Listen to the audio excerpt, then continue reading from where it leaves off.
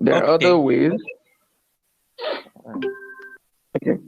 So, there are other ways where, you then go manual and basically give incentives, right, to people who have already engaged with the page to perform the action that you want them to perform to convert them. Another way is remarketing and retargeting. Facebook allows you to target people who have engaged with your brand before. And doing that, just set up the ad, pick the objective, whatever it is, and then under your audience, you select those who have engaged with your brand before, and then you run the ad.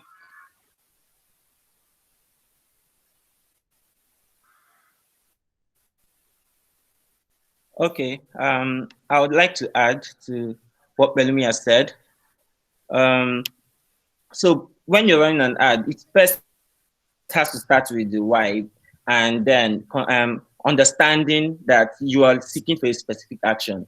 If you're running an ad and you want people to actually buy from you and they're liking it instead, it means you could actually also be targeting the wrong set of people, or you need to tweak your targeting a bit. So yes, besides quick fixes to help you convert people who like your page maybe to buying customers, you need to understand that you need to do the right thing before you start running your ad. So check your targeting, be sure you're reaching the right people. If if your ad is showing most ad most people interacting with your ads are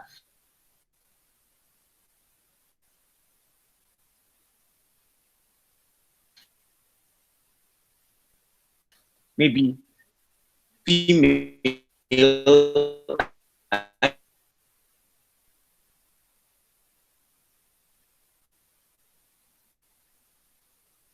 and you've noticed over time your buying customers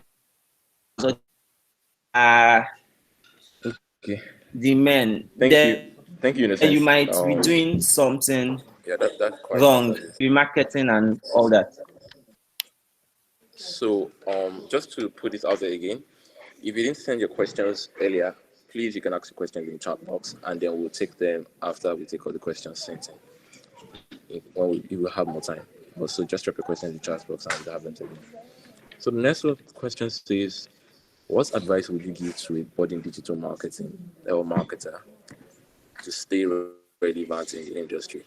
So how do you? I'm guessing that person has been asking a question about sustaining your relevance in the digital marketing industry. Innocent, you can take the Number lead, one, please. join Digiclan, right? That's number one. Like I said, join Digiclan. I mean, now in this scenario, though, well, that was initially intended to be a joke, but actually it really isn't. So, one of the first things that you need to do is identify a community of people who can help you grow. Um, Digiclan has done a whole lot in this space, and one of the best things that you do for your career, especially when you're just starting out, is join Digiclan.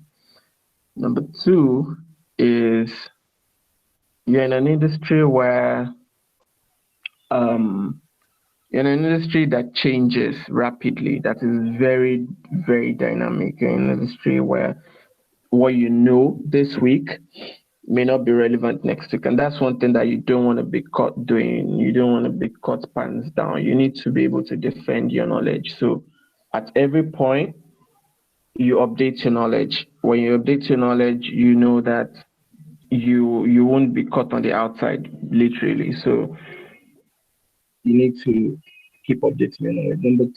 Three, number three. Find people who know more than you do, right? You have to understand that nobody knows everything. In In fact, there's a running joke among the top people in digital generally, or generally in any field actually, that the more you know, the more you realize that you actually don't know shit, right? And in that scenario, you know that for you to stay relevant, that knowledge needs to keep getting updated, right? And one of the best ways to update your knowledge is ask people who have been there before you, who are, who have more experience than you do, right?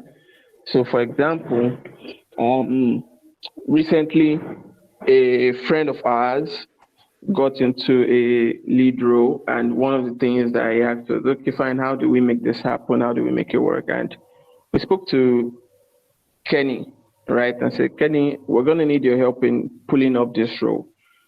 And Kenny is there, Muiwa, the president is there, Isaac is there. Find ways to be useful to them. Now, which is one thing that I definitely need to explain better.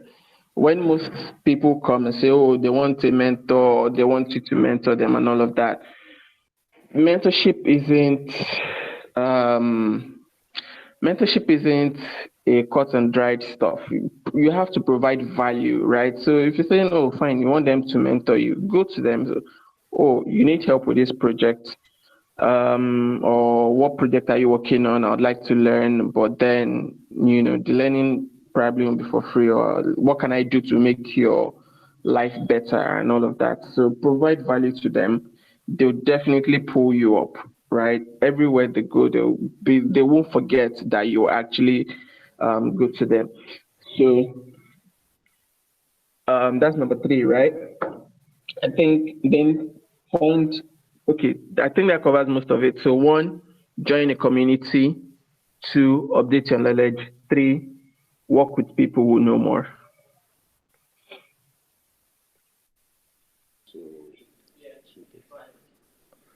Innocent, I'm guessing, would you like to weigh in? No, all Pelumi said is fine. So we can go to the next Oh, questions. perfect. So the next question says, how can I run ads that converts? So I think this can be quite wide because the channel is not very specific, but maybe we can make illustration with Google um, while Innocent makes illustration with Facebook. Thank you, guys. Okay, Innocent, I want to go first.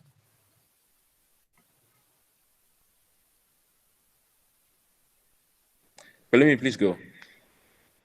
Oh, okay, great. Sure. Um, a very key thing with ads is, apart from defining the objective, is you um your content, your copy, right?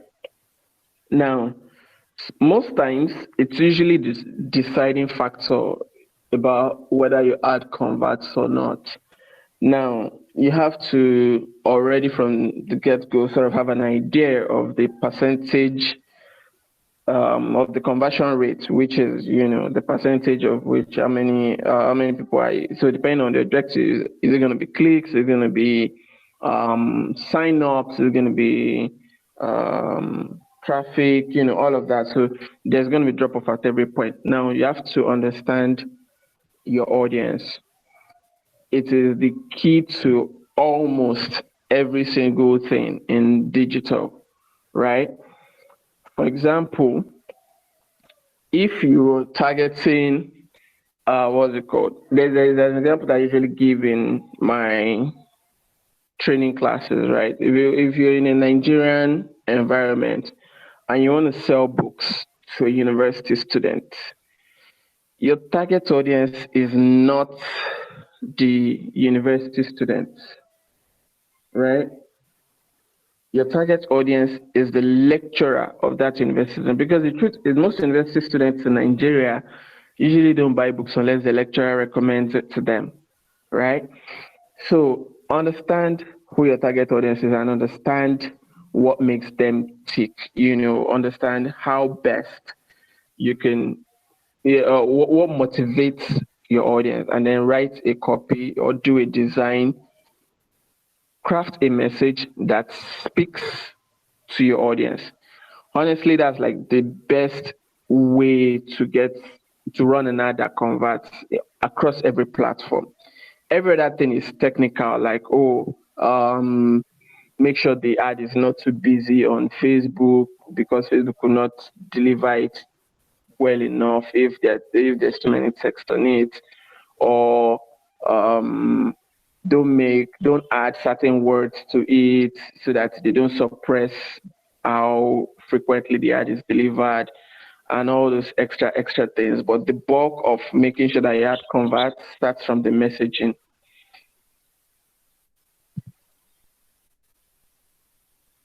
Perfect. Thank you, Pelumi.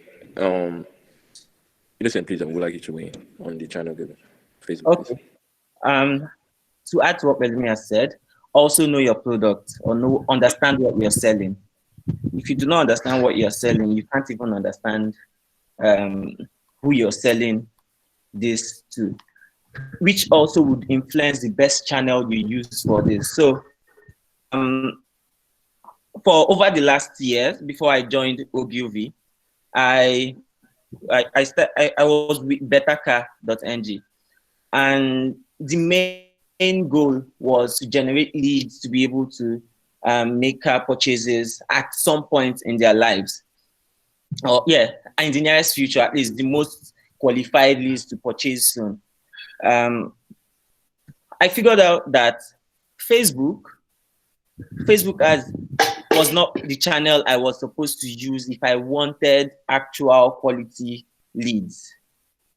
Um, the leads I got, the people I got from Facebook, or what I did with Facebook, was for the top of the funnel, which is just awareness. I forgot about trying to use it to get leads, because the kind of people we got, the questions we got from Facebook, and technically I looked at it, the kind of looking at the prices of our vehicles, it's at that point, and the kind of people we've had over time, I'm not sure they're actually spending time commenting on Facebook or actually taking actions, besides the fact that they have it connected to other platform like Instagram and all that. So Facebook was out of my conversion channels. Then I had to focus on working on the SEO for that. And in less than 6 months, we were ranking like other platforms for major keywords in the used car industry. And the conversions we got from that, and also search engine marketing. Search engine marketing gave us the highest conversions when I check my data, the analytics. SEM gave the highest conversion. Paid display ad gave us one of the highest bounce rates, also like Facebook does. And I understand that those are push channels. People don't buy cars because they see your ads. It doesn't influence how much they have in their pocket. It's not like sweets that, oh, I've seen this a lot, let me try it. You understand? You just be aspiring to get that vehicle. And then paid the display became also an awareness channel, and yeah, for remarketing, to also bring people further down the channel after you had visited. Search ads became, like I said, the highest. I noticed the highest conversion. So you have to understand your product, understand the buyer behavior. It's good that will also understand, show you how the user journey goes, and then you use the best channel for the best stage. Sometimes people just want to use everything and blow money and expect them to work the same way. It doesn't happen that way. I'm not sure you've bought stuff from ads you saw on Facebook in the last 2 years. If you have, that's pretty nice. But if you have, even, it would be a case that you're seeing this again because you had visited that platform consciously. So also put yourself in the customer's foot and say, would I buy my ad, or would I buy from this channel? So yes, so that's all I would say about that. Thank you, Innocent.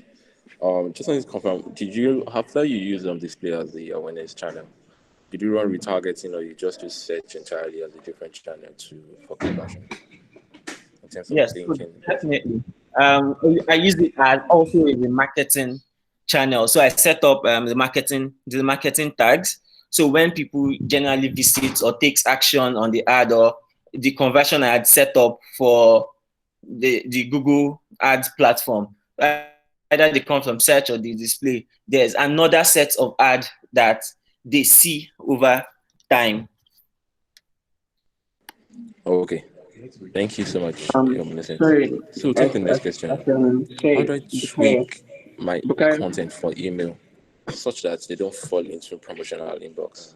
I um, think that's Bukai, quite rampant nowadays in terms of sending your email campaigns and then it drops into the promotion tab, and very little amount of people actually go to read that email. But let me. Would you like to weigh in on how to correct that based on different factors? okay, so, yeah, I'll do that. But before I answer that, let me add like an addendum to what Innocent said. Now, before you start your what's it called? Before you start your ads or before you start anything at all, make sure that all your tracking tags are installed on your landing page, whatever. And that's why it's preferable to have a website that you can control as a landing page. Um, Google Analytics tag, Facebook Pixel, LinkedIn Insight tag. Make sure that all those tags are installed. So even if you're not going to use them to retarget later, you can what's it called? You can still get data from them. Now, to this particular question about email deliverability, right? One, there are tools that you can use to check if your email will go into inbox. They are usually right, a lot of the time. They are not infallible, which means that it's not like they can't make mistakes, but they are usually right. But one of the things that they would look at is one, your content, right? So if you're using words like free, if you're using words like promo, if you're using this like either in the subject of the email or in the body of the email, it starts flagging the email in a way. So there's something called a spam score. Depending on the platform, usually over 8 or over 5 or over 10. Now, the number of links in the email increases the spam score. The number of words that promo related increases that score. The number of images in that email as well increases the score. How well that email is formatted, and then usually how long it is. So it takes all of those into consideration and then it gives it a score. So if the what's it called? If the overall score is 8, for example, once your spam score is going to 4, 4.5, that email is definitely not going to anybody's inbox. It's going to go to promo tab and or worse, even spam. Gmail spam filters are crazy. Now another thing that you affects email deliverability is IP address, right? By default, some IP addresses have been flagged that those IP addresses send out spam. And when those IP addresses are flagged, even if you write hello, like ordinary hello, and send to someone, it will enter spam if your IP address has been flagged or blacklisted by a spam server. Because what happens then is it sends a message to almost every email server that your IP address cannot be trusted. Excuse me. Send an email to almost every email server that your IP address cannot be trusted. Hence, every message you send out is automatically flagged. So you have to be sure that the IP address or the platform that you're sending the email from has not been flagged. There are tools that you can use to check whether your IP address has been blacklisted or flagged. One of those is MX Toolbox. So you can use MX Toolbox to check if your IP address has been flagged. It will really help you a lot. Now, I'm going to go like a little bit, before I go a bit technical, there's also something called email warming. Now, this one, I tried it last week because I found out about it and how to do it properly about 2 or 3 weeks ago. I write Bukayo because I think I shared it with Bukayo when, I found out how to do it properly. Like I said, you have to keep learning, right? So email warming is you set up an email that you want to use to do email marketing, right? And then you send emails from that email to yourself or to friends, and sort of build it to look like a regular email that someone would open. Like an email you'd open for your friend or for your mom or something. The idea is for email servers across the world to get comfortable with that email address so that they don't flag anything that comes out of it. Because, once they see that, oh, it's regular communication and all of that, you do that for like a week or two before you start using the email address to like send out marketing communication or email or do email marketing generally. So you do that. Now, away from email warming, let's go to the technical part. Now, in emails, the way they're set up on the server, right, there's something called SPF and DKIM signatures, and your general email, depending on where it's coming from, could either be on an IMAP server or SMTP server or POP3 server. Now, when you're setting up those emails, now this is, like I said, this is going to be a bit more technical. Two of the most important records that you need to have on your DNS is SPF and DKIM. If those records are properly set, there is a higher percent chance that your emails go straight to inbox. So whether you're doing it on MailChimp or whatever it is, get the records from that email provider and send to your web developer and add it to the DNS record. Now, what that does is it's kind of like, how HTTPS, how SSL helps browsers to, say, oh, maybe this website is more legit than a website without SSL, without the S and the HTTP. That's sort of what SPF and DKIM records do for your email.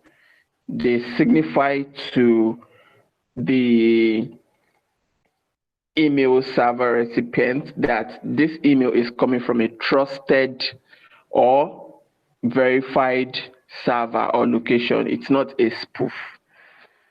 And that, is the same way, will trust, you'll put your payment details into a website without an SSL. So the email servers treat it more respectfully, basically.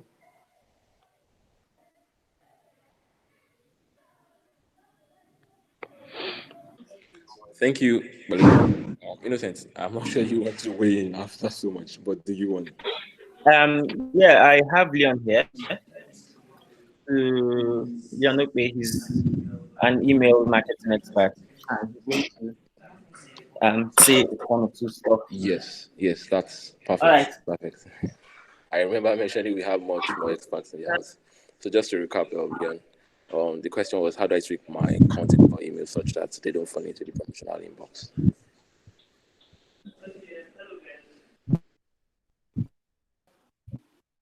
Okay.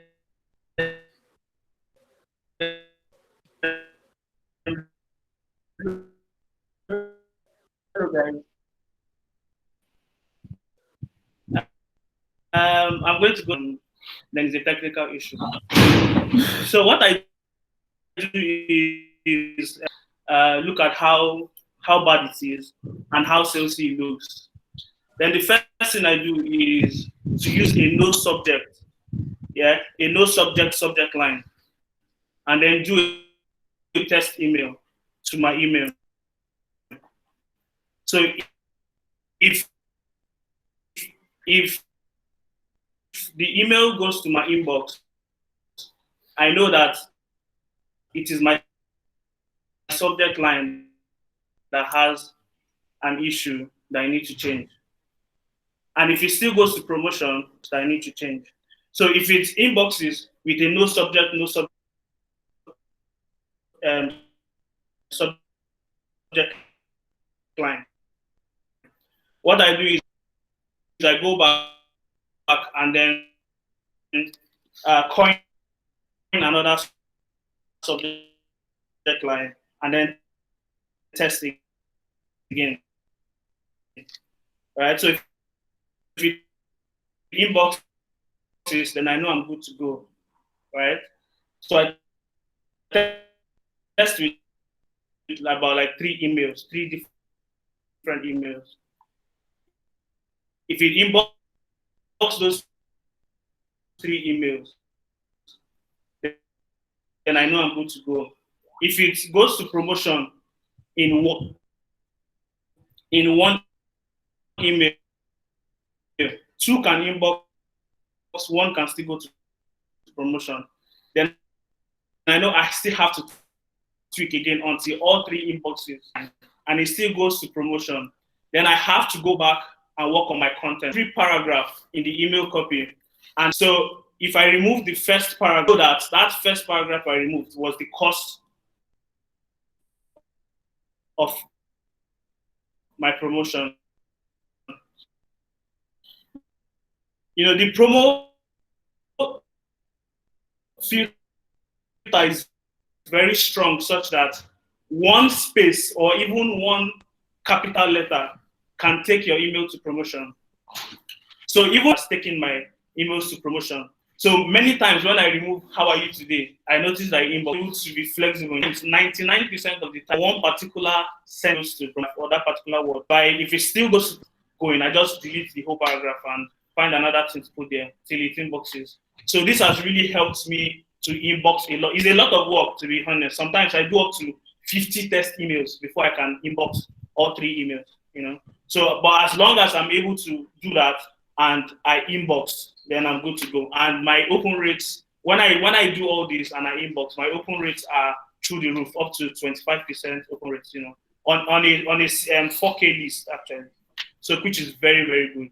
So I think this is one of the ways that you can, you know, take your emails, easily take up your emails from promotion down to inbox. And another thing I noticed is if you have, if your sender domain reputation, I think Pelumi has talked about how you can check your sender domain reputation, your IP reputation. He talked about tools you can use, right?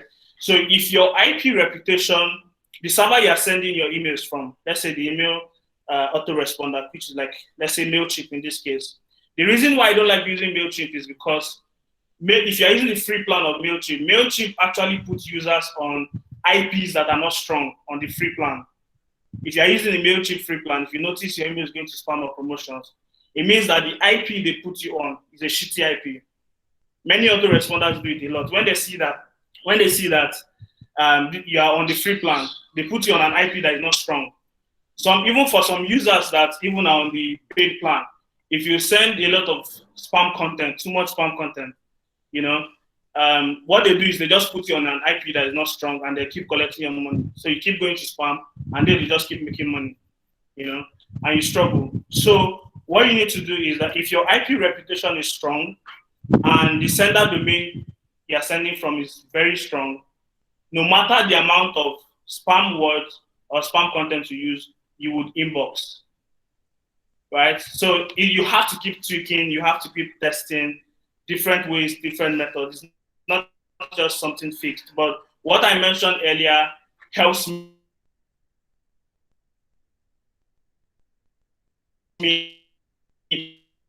inbox 99%. Thanks, Leon. Yeah. So I think we'll take the next question. And this would be for Innocence. How do I successfully start digital marketing? It seems hard. So Innocent, how would you like to address this? Um, I think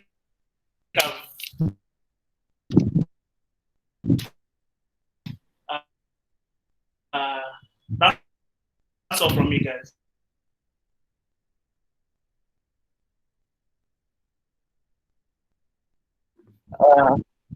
Yeah, digital marketing is hard, but not as hard as that. Yeah. So yeah, how do you start? I usually tell people to reach out to me. I want to do digital marketing. Sometimes I have passion. You can have passion for making money or being relevant, and then digital marketing is a way you want to do that. But yeah, and for some people, digital marketing starts as a passion for them, and it's just so easy for them to like play a lot of courses, easy courses that touches a bit of everything. Now, the next thing I ask is, so in all these things you heard and seems wide, which do this, which would you do? I figure some people say, oh, I would like to do content. I'm good at writing already and all that. I'm like, okay, fine. Content is even broad. It means it covers social media. It could get into email, content in any form, actually. Sometimes they say, oh, I like social media and I would like to go into that because blah, blah, blah. Some people say, oh, I would like to do paid marketing and you understand. And then maybe some other aspects of digital marketing that is not the regular paid marketing, social media and all that. Why do I try to bring out this point? Because in as much as you want to broaden your knowledge or be like the big shots that you have on your list that, oh, this one knows digital marketing. Digital marketing is being, for me, I would say is being able to carry out, is an umbrella for the different aspects of digital marketing. A social media marketing person, expert, is technically a digital marketer, but skilled in social media or skilled in paid marketing or skilled in email marketing and all that. Then over the years or over time, you don't have to rush it. Over time, after building competence in one skill set, and while you're also keeping your eyes on other aspects like reading up and all that, but you're not taking your eyes away from building competence in a skill set. After that, move on to something else to try to build your competence in that too gradually. Sometimes people ask me, what's your specialty? I find it hard to answer because I have done several aspects of digital marketing and did it effectively well. And how? Because I determine what the nearest challenge is and I decide to conquer it. Okay, so this new role I have, what is the skill set that would make me crush it, or what's the most important skill set I need? Because even in Nigeria, nobody wants to hire someone who is not technically an octopus or does not understand one or two other aspects of digital, because at the end of the day, you don't work in silos. You work with other people to be able to achieve whatever the big picture is for maybe the project or the company or whatever it is. So start from the most comfortable part, build your competence. There's no single skill is better than the other. I'll say, you guys are doing this at bowling. I usually say everybody is important. Every skill set is important. If there's anything called mopping or sweeping in the digital space, start with it and just do it well. You understand? Then gradually build on your skills if you have to, or just be the beast where you have chosen to. You have people like Kenan Dubisi who kills Facebook marketing and makes millions for people. You have Leonardo Pay that just spoke about email marketing. He owns that domain. I don't know half of what he does. Several other people that have built competence in one skill set, but they still know effectively how to handle or one or two things in other aspects of digital. So start with what you're comfortable with, build your skills, be hungry to build that skill. If you're doing it for the passion, do it well. If you're doing it for the money, definitely you can also do that. Put in effort to build the skills. That's all.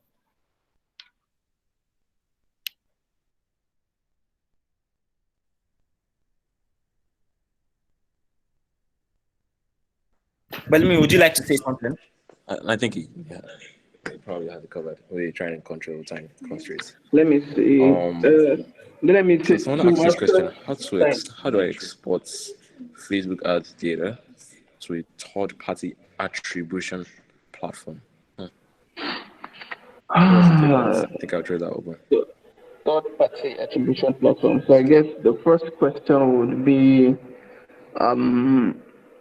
what exactly are you trying to attribute? Is it the clicks? Is it sign ups, conversions?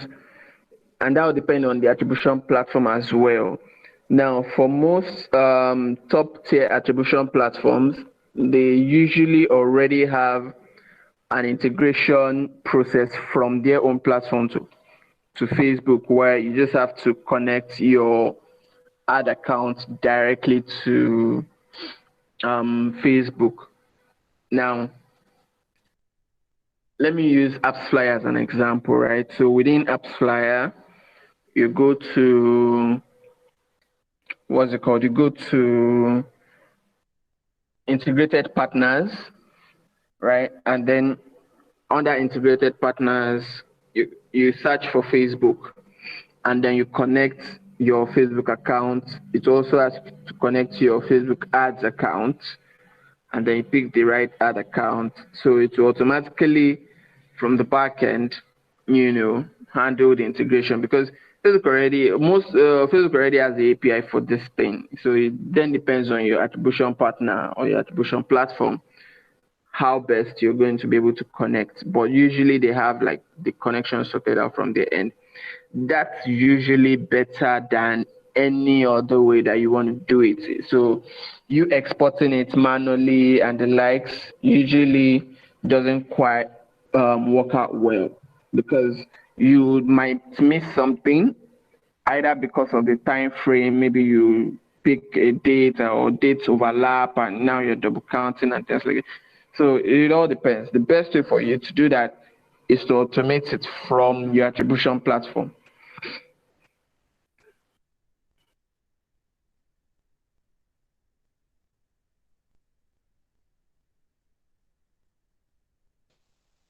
Okay, thank you, Pauline. Ken, I'm guessing, can you weigh in on this as well? So we have Ken Indusi also in the house, who's a Facebook arts expert with so many years of experience as well. So the question is how to export Facebook ads data to a third-party attribution platform. Hi everyone, Ken and BC here. Thank you so much for having me. Night Billy. Belumi, how you doing? It's nice to hear from you. I've been learning a lot from you, so thank you all very much. Yeah. So the first question is, what third party? The first question to answer will be, what third party attribution platform are we trying to export Facebook ads data to? So if I'm to answer the first section of the question, which says how to export Facebook ads data, is it possible to export some form of data? The answer is yes, right? Facebook itself allows you to do that in the and export data. You can export your ads. You can even export reports, stuff like that. There's different performance analytics and stuff you can export. So yes, the ability to export is available, and you can export in different formats. But then it depends on now what third-party attribution platform are you trying to export? What data is that platform going to require?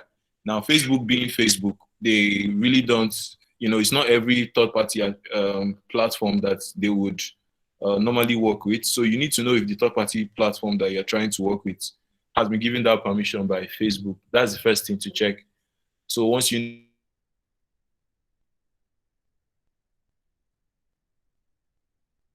know that, it will then be easy to say, okay, what kind of data just needs to be allowed from the people at the top.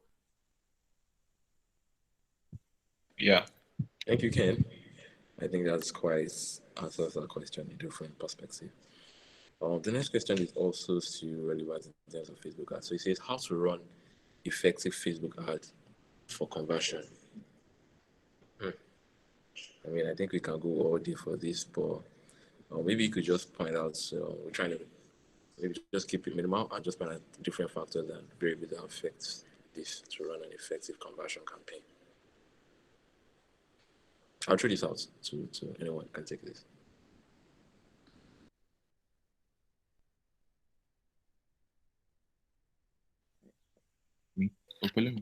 Okay. Okay. All right, let me go ahead.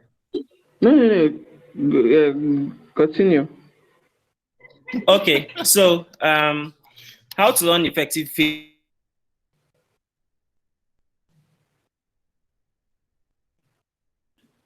Facebook ads for conversion. I worked with an e-commerce where the sole channel for marketing where we spent money and got conversion was just Facebook. And with as little as about 2,000, let's say about a million, we had revenues of about, let's say, 22 million, 23 million, 20 million. How did this happen? We understood that there are different on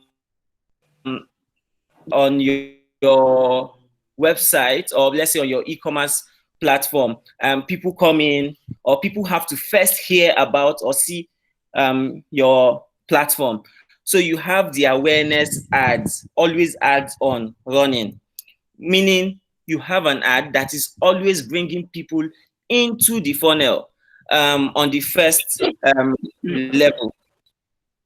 Then secondly, the consideration stage, you either want to start building a list of people that have shown specific interest in maybe specific products category or specific product, or even a certain kind of people. For instance, let's say you're selling baby products. So you want to start getting expectant mothers to take specific action. So maybe you want to start doing leads generation. So you're giving out an information that pregnant moms are looking for.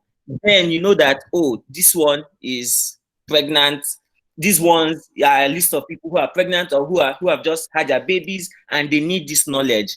People who need that kind of knowledge, you build that lead generation or lead magnet because you have something you're selling, you want to sell to them.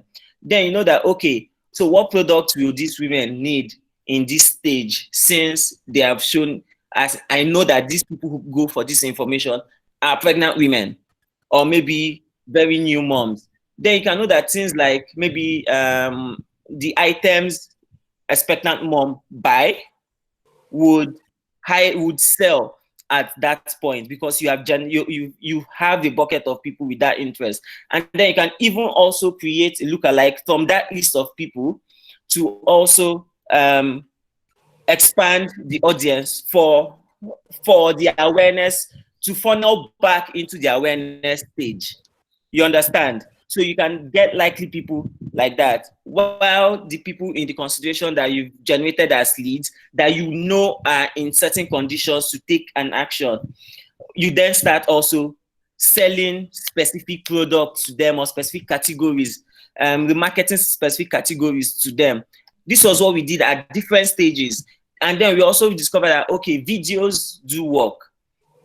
Live videos do work. And Nigerians are still particular about quality, not what I see versus what I got. So we started creating live videos where someone just talks about the product. We just bought in this product, it's nice, blah blah blah, and maybe shows how to use it. We then run a promotion on that video, and then we allow it to build social what do you call it? It's over time, people have reacted, liked, commented. So it has built social sorry, the English is running from my head, but relevance. So because people have liked, commented, and shared it, and you're promoting that ad, whenever people see it, they're easily going to engage with that ad, and they're also easily going to start making requests for the product you're you are selling. You understand? And then the last stage where you have your catalog ads. So I'm using an e-commerce for example this time. We also have the conversion part where you're running catalog ads for specific product ranges or specific categories. Then you can then start you can then target this at people who have taken specific action, possibly dropped carts,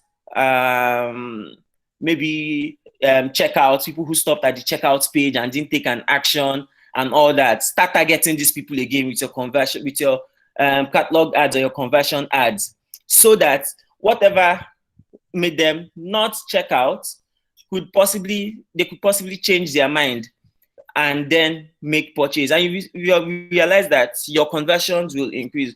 So most of us begin to run ads and think, I'm running these ads, I'll start selling today. It's not magic. It's not easy to start selling. You have to build relevance. You have to be in people's faces. You have to appeal to their emotions, to their psychology. You have to even appeal to their class. And people respond. People have different stimuli to different things. You have to understand that and then set up ads at different stages to be able to stimulate them for your end goal, for whatever the conversion is. Thank you. Thank you, Innocent. Pelumi, please go ahead. You could just try and make it brief also. Thank you. Okay, so could you please repeat the question? Hello? Okay, that's it. So the question is how to run an effective Facebook ad for conversion. Okay, so this is a version of one of the ones that we've answered before. So, very simple one. The most simple way is know the audience, know the product, know the platform, right? Now, in some ways, we've already talked about the creatives earlier, not too many words. And then, of course, from the beginning, like I said while answering that question, before you even start the ads, make sure that you have all the relevant tracking tools on your page. People usually underestimate the value of those things, but you don't want to be caught pants down without them. So make sure that you have those before you even start running anything, so that by the time they're not converting, you have more data to know what's not working and why. Are they getting to the page but not clicking? Are they clicking but something is wrong? It's not submitting. The relevant tracking tools on that page will give you all of that data. So at every point, you're able to track the performance of that campaign. So there will always be drop-offs, like I mentioned earlier as well. So your clicks to the ones that you see on Facebook will be different from how many people eventually land on the page. The number of people who eventually land on the page will be different from the number of people who maybe click the button. The number of people who click the button will be different from the number of people who eventually take the final action, whether it's a purchase or a sign up. So make sure that everything that you can use to track all of these actions are already on that page before you start the campaign.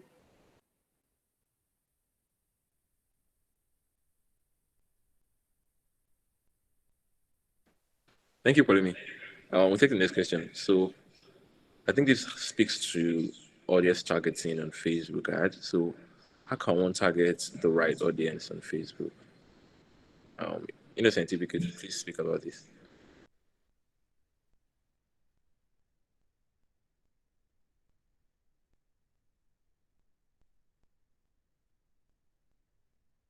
On Facebook. I'm not sure how to answer this, but yeah. I mean, Ken is going to spend time on. Okay. And I said, how can you target? Let me take it. Okay, but are you taking it or should I go ahead? Okay. I'm sure Ken is definitely still gonna add to it, but Facebook has one of like the best targeting systems in the digital world. It's really crazy. For example, it's kind of like a sniper scenario, right? You can pick a particular place, a particular person at a particular time. If you have the, what is it called, contact details, or whether it's email or phone number, even better. So you can pick their interest even way better than Google does. You can select what they like and what they don't like, the things that they've interacted with, the brands, the items. Like the drill down is really, really intense. So um, you have to go to the audience section and input all of those. You can also have the ones from people from your website and people who look like those who've interacted. So not only can you target specific people, you can target people who look like those people as well in terms of digital profiles. You know, so you expand the audience slightly further beyond that. Then you can also you can also ask Facebook to either be very specific with it or to add like a small broad area around it when in terms of targeting. So say maybe you pick digital professionals who do ABC, who live near XYZ and things like that. Then you can say should the targeting be broad or specific. So if you pick broad, right, it will slightly, expand that window a bit so that it includes more people who are not direct targets of what you're trying to do, but who are similar to those people. So you can literally just sit down and look at an entire profile and go to Facebook audience insights. So one of the places that I start from in building that is go to audience insights, and you'll be able to break down all of these things before you then set them up in your ads. Now, and I think the link for that is facebook.com/audience insights or audience dash insights, one of the two. And you can start from there. Ken, want to add to this?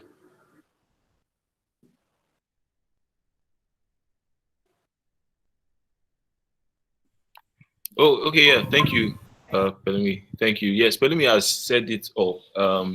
Facebook allows you to target a lot of things that you'd normally not be able to target on a normal day with other ad platforms. But when it comes to answering the main question, how do you then get to target these people? It starts by first of all knowing who exactly or having an idea of the kind of people you want to reach. Because if you don't have an idea of the kind of people that you want to reach, your efforts are going to be in vain pretty much. You won't know the right kind of words to use, the right tone, the right kind of images, basically what kind of content resonates with them. You won't be able to figure that out if you don't know who your target audience is. So to start with, Pelumi has mentioned one of the tools for doing so, which is the audience insights. And how you use it is basically, there are tons of ways to use it. Different people have different strategies, but essentially, the audience insight gives you a first level insight into the kind of people you want to target. So let's say on a general basis, you are into e-commerce, you sell fashion items, you can, put in an interest like fashion or shopping and fashion, or luxury items, or engage shoppers. You put in something like that, and Facebook would automatically go into his database and search out people based on the areas that they like, based on the areas that they interact with content relating to that interest the most, and it will give you the opportunity to run ads to those kind of people. So it gets pretty detailed like that, but the audience insights is a good starting point. But then from there, once you've used the audience insights for a bit and you've gotten a little percentage of those people, it's now time to build a custom audience. Building a custom audience basically lets Facebook know that you have finally gotten a grip on the kind of people you are.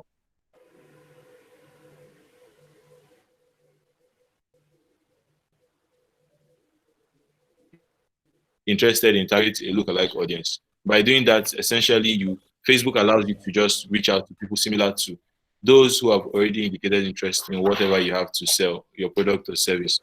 So just by doing that, you've gone ahead of 99% of other marketers or advertisers in being able to tell who your target audience is. So that's a very great way to to reach your target audience. Thank you, Kenny. Thank you, Ken. So the next question is also part of Facebook ads, and I would try not to. I think we really covered a lot of it, but let's just speak a little bit. It's basically asking what's the average number or average range of targeting you are supposed to have in detailed targeting section of the Facebook ad. So, e.g., are you supposed to have maybe 5 to 10? So I'm guessing it's talking about different interest options. Should you have like 5 to 10 when creating? Just a very short answer would work here. Ken, you could please answer this.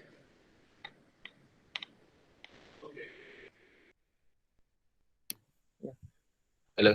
Okay.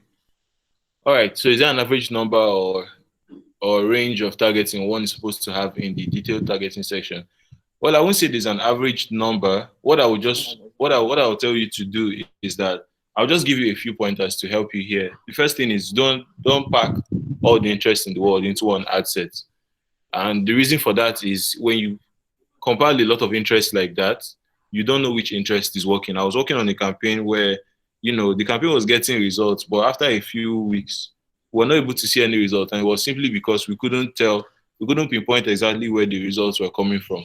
So you don't want to do that. Instead, what you want to do, instead of doing this kind of thing where you just pack as many as maybe 50 or 100 interest in one ad set, simply break it down. So you can have different ad sets, right? Different ad sets, you could do maybe one interest or two interests per ad set, and then have as many as possible. That's why we have what's called testing.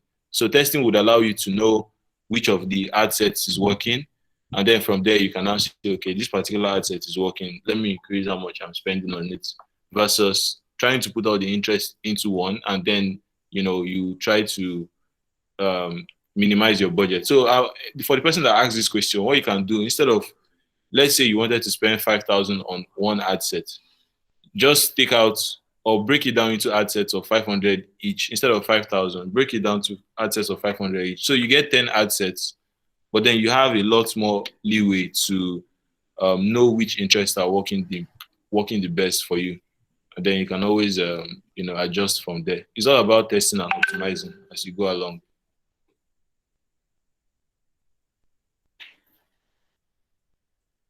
I'm done.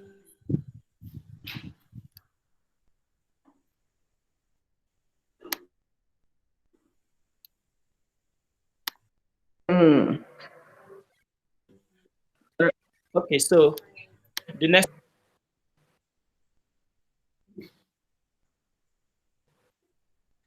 question is, how can I reduce the cost per leads and cost per results for other campaigns in general on Facebook? So most of the pointers we're giving for the conversion and for audience targeting would actually determine how much your costs drop. If you do effective targeting, if you do if you follow the steps in other pointers we gave in how to effectively run Facebook ad conversion, how can I target the right audience, and then what number of audience you should do, and then testing, you're definitely going to see your cost per action, either cost per lead, cost per click, drop over time once the ad is running effectively.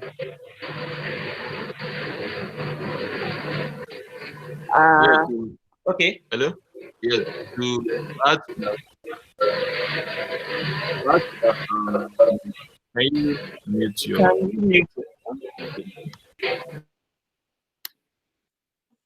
Yeah, so to add to that as well,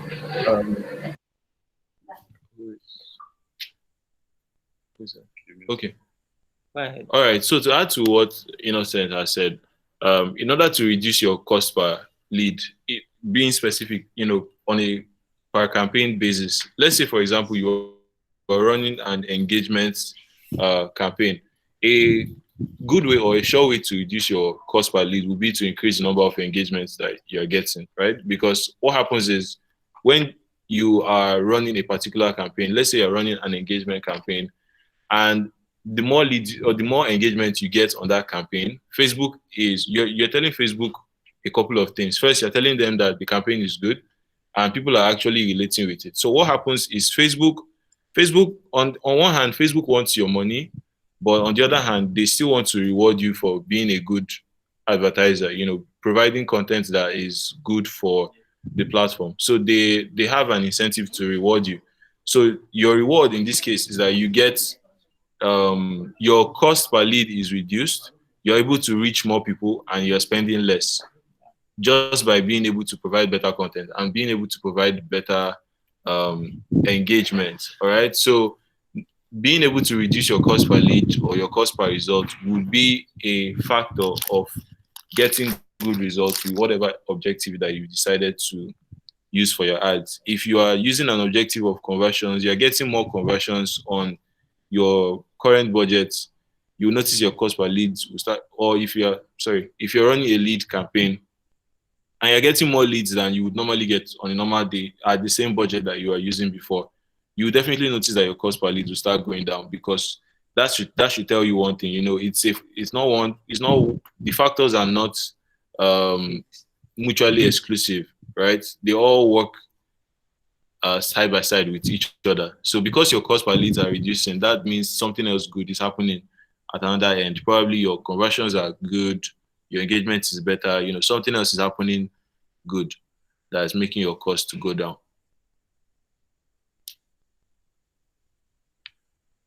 Okay, thanks, Ken.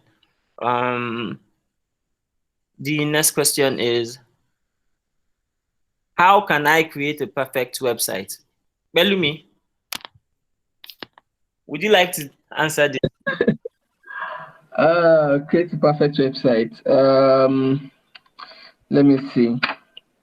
Okay, so one of the first things that you have to do before creating any website is be sure of your objective for the website. That would inform a whole lot of other things after that. And every other thing that you're going to do after that will then determine on that. So if you're creating an e-commerce website, you know what CMSs or content management systems you would prefer to use based on the features that e-commerce website is going to have. So if you're using WordPress, you use WooCommerce and then use multi-user systems if other people are going to have like a mall on it. So if you're running a regular e-commerce system or you're running a mall, or if it's just a company website or just a personal website, that will determine what tools or what technologies to use. Now, if you're not familiar with coding, the best bet would be to use a CMS. It's usually better for everyone that way. Now, another reason why you probably prefer to use a CMS is because a lot of the things that you're going to need afterwards are already created for that CMS. And in that scenario, you don't want to be reinventing the wheel. So if you're trying to do SEO, for example, WordPress has a part of that baked in, Wix as well. Squarespace also has that a little. So define the objective before you choose the tool. Now, after choosing the tool, tracking and monitoring. So what I do is, so depending on the website, that defines what kind of tracking I want to do. So if it's a corporate website, nobody has to remind me that LinkedIn Insight tag has to be one of the tags I have to add to it, right? Now, the more tags you add to the website, the slower it becomes, right? And you definitely don't want that to happen. So what you do is, instead of packing all the tags into it, you can go to Google Tag Manager, create a tag container, and then add all those tags to that container. Then add that container to your website so that your website loads faster, right? Another thing is at different points. Now, everybody knows that speed is one of the factors that Google uses in ranking your website. So you definitely want your website to be as fast as possible. Your images should not be huge, should not be large. The sizes have to be really small. So compress the images without making them lose quality. You can use Microsoft Paint for that. Microsoft Paint is really good at compressing images. Um, then Cloudflare. So Cloudflare is a CDN, a content delivery network. Route your website through Cloudflare so that your website now what Cloudflare does, it takes the content, catches it, and then distribute across servers so that the people who visit it can access it faster, literally. So that way you discovered like a large part of all the things that you need to make a perfect website: the objective, the content, the speed, the tools for tracking data. What else? Then yes, if you can't do it yourself, get somebody to help you with. Yes, one of the final thing, your hosting platform is really, really important. Your hosting and your domain platform is really, really important. Some hosting providers have slow servers, and that's a fact. Now, when I mean slow servers, it doesn't mean that the server in itself was created to be slow, right? But people know these things better than each other. So the hosting providers will just come and say, "Oh, fine, let me provide hosting," and they just set up and you buy. There are other hosting providers who optimize their servers. And when I mean optimize, like they already have certain things installed on the server before you even come on board. For example, you might not need Cloudflare if tools like gzip is already installed on the server. Like I'm trying not to get too technical with this. So the things that should already be on that server to help your website load faster. They'll help you with compression, they'll help you pushing now, they'll help with CDN and all of that. But all the things I mentioned before could definitely work as well. But you have to make sure that you're not caught on the wrong side. One final note. Wherever you're hosting your domain, make sure that you read their policies. It is very, very important. Some domain name providers have something in their policy that doesn't allow you to transfer out your domain if anything happens. So it means the moment you buy that domain, you're stuck with them for life. No matter how bad they get, no matter how terrible they turn out to be, you can't move out. You definitely want to avoid that.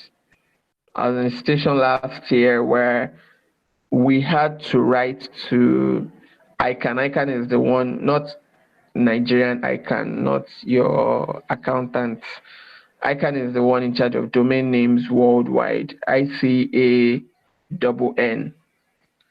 We had to write to them to get us out of a bad situation because one Nigerian domain name provider called FajiWeb didn't want us to transfer out our domain, so they seized all our content. We were shut down for close to 2 weeks because they wouldn't allow us to transfer out the domain, and it was very terrible. So at the time, my partner bought the hosting from them.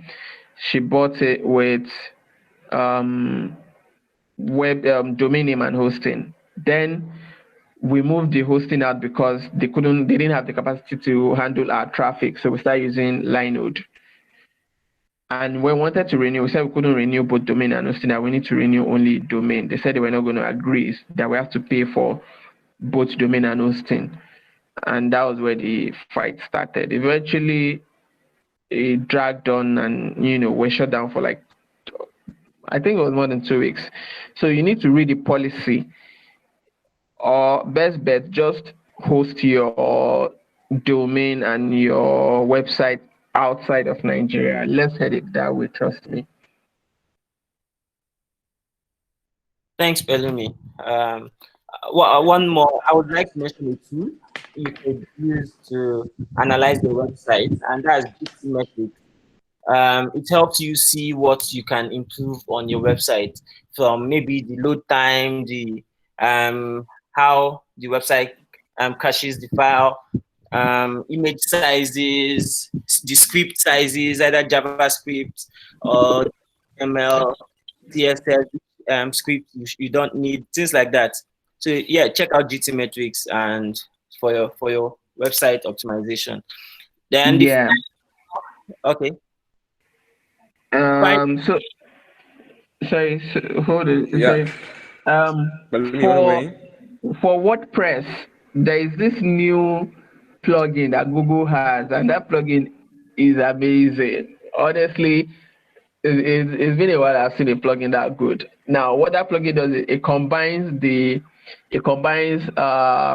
work of Google Search Console, Google Analytics, and Google Page Speed Insights into one single plugin. So if you're using WordPress, that's a plugin you definitely want to get.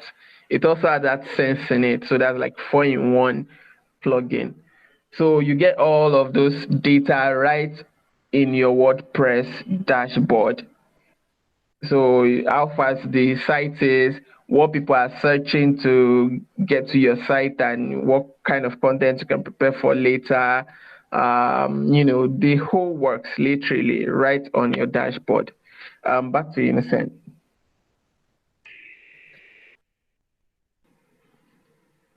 Thanks, Pelumi. I'll look for that. Thank you, guys.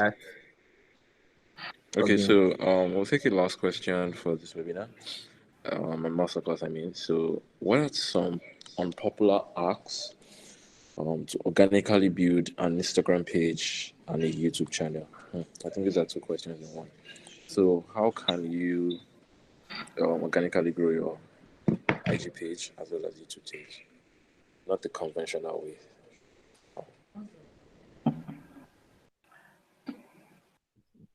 YouTube, let's see. So first is YouTube has SEO. That's sorry. My what's it called? My brother said I had to come in there. YouTube has SEO. You've got to treat YouTube like a separate platform. Think about it as Google, but with videos instead. And the same rules apply. The keywords, the video quality. And then apparently, I discovered that they have some sort of algorithm to determine how, reaching out your video. So if your video has appeared somewhere else before appearing, like I said, all the same tools that apply to Google when it comes to SEO, you definitely like need to do that for your YouTube channel. So double content, it's. Now, those are like the familiar ones. Let's go to the unpopular ones. Similar to the same way SEO works, links, very, very necessary for your YouTube channel. The more people that link to it, the more authority in quotes it has, and that would help in building relevance with it. Then if you're a steady content creator, so this is where it gets tricky, right? Being a consistent content creator helps with both platforms. When I mean both platforms, both IG and YouTube, because those platforms are created for content, and they reward people who put out content a lot. So, for example, I know that I brought up an IG page from less than 10,000 to about 40K in like 6 months, and that's even like slow because I wasn't consistent with it at some point. But the truth is, while IG is fun and good, and a lot of people like to create trends and make it look aesthetically pleasing and all of that. Honestly, sometimes you have to go outside of the reservation to make it happen. Now, your content has to determine like a whole lot of it. So, no matter how boring your content is, you have to make it fun. People like IG is usually dubbed the happy place. And the reason for that is because nobody comes to IG to be sad. Nobody comes to IG to cry. Everybody comes to IG to see the finer things of life. To either be jealous of people who have better stuff, or basically just you know be more um be more fun, literally. So whatever you're doing on IG, make sure it has the element of happiness or fun, or letting other people see like a brighter side to things.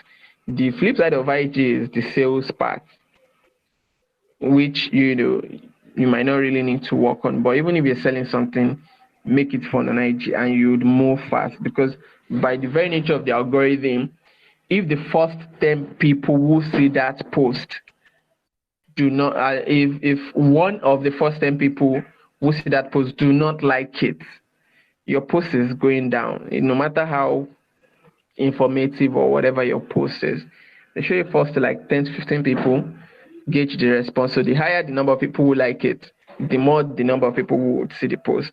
And of course, you either must be delivering some in the basketball say inspiration, or it has to be fun, make people laugh.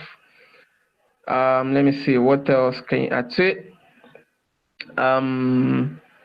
Then content partnerships, right? So have other content creators or brands that you can sort of exchange content with, feature on their channel, they feature on yours, similar to the way like guest posting works, and just have like a synergy of sorts. So you get visibility on their own channel, they get on yours as well, and you all grow together. Um, there's a whole lot of it, but I mean, let me just stop there for now, because apparently we're running out of time.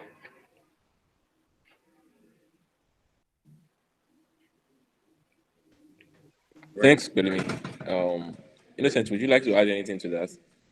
Oh, No, not at all. Let me just say one thing quickly. okay. Yes, please, Ken. All right, so Ken here. I would say if you want to grow, like if you're looking to grow, especially if you're looking to monetize your YouTube, for example, because I know that's what many people are looking to do. And on YouTube, you need to get 1,000 subscribers and 4,000 hours of watch time. So a trick that most people use, because they said unpopular, that's why I'm mentioning this. Nobody should hold me to it. But what people do, like people even offer this on Fiverr as well, so you know that it's a real thing. What they do is they upload very large videos. So instead of uploading like 10 minutes or 20-minute videos on your channel, try and create one video that is very, very big, maybe like minimum of an hour at most. Because even those people on Fiverr, that's what they'll ask you to do. They make sure you have at least one video on your channel that has up to 1 hour. So that's a good hack, because it's easy to compile, it's easy to stock watch hours on a bigger video. That's a video with a longer 1 hour. So they get that video and then they drive traffic to it. The advantage of what I see here with this is that you can, instead of just putting out short videos on your channel, if you wanted to do like a series, you can just add everything. People consume that kind of content and people watch it to the end, especially if it's something that is interesting. Somebody, just like this broadcast, for example, somebody can just play it in the background and you leave it running. He's either listening to music or doing whatever. That's why you see some people, when they even, this one I know personally because I know somebody that has done it. What they do is they upload, when they do Instagram live and stuff like that, they just repurpose the content for YouTube, right? So they have longer Instagram live and then they make it very lively. But then once they're done, they download it from Instagram. You can do that. It's very simple. There are tools that help you download from Instagram. Just download it, bring it over to YouTube, drop it there. You're stockpiling content, right? You have hours of content. Somebody can just come to your channel and is binge watching. In 1 month or less, you hit your 4,000 hours of watch time. So that's something you should look into doing. Thank you. If Thanks, you guys. if you if Thank you you, so if you much get for offered listening. this on Fiverr as a service, remember who sent you.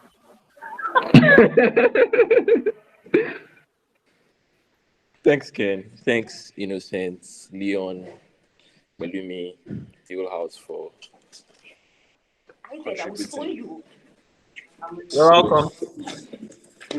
we have come to the end of the masterclass, and shout out to Juliet. Um, we saw the consistency in terms of when you carried your, I think, son, and you still make sure you were in the webinar. It shows that the amount of value you actually cherish, and there's no excuses to get things done. We really, it's like, shout out to mothers doing this. Like, and shout out to everyone for coming and staying actually from the beginning to the end. Unfortunately, we can't take more questions, so we'll have a 2.0 of this at a later date as well. I will communicate that. So we couldn't Yay. take your questions.